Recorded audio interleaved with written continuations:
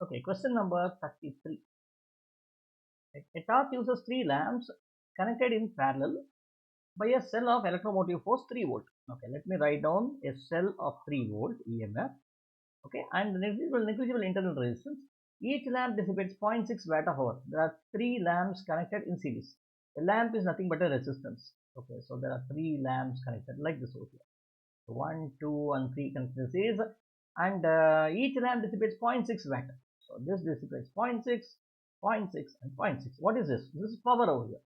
Okay. See, when they are connected in parallel, each of them will have the same voltage. Here also 3 volt, here also 3 volt, here also 3 volt. What means, what is the current passing through this? Okay, power P is equal to V into I, right? When you know the power over here and you also know the voltage, I can find out the current I. Current I should be P divided by V. What is P? 0.6 watt divided by what is the voltage? 3 volt. So this should thus be 0.2 amperes. 0.2 amperes should be the current passing through each branch. 0.2, 0.2, 0.2. So now what is the current in the cell? So what will be the current in the cell?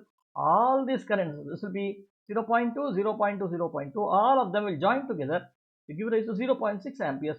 This 0.6 amperes will pass through the cell like this. What's the answer? 0.6 amperes.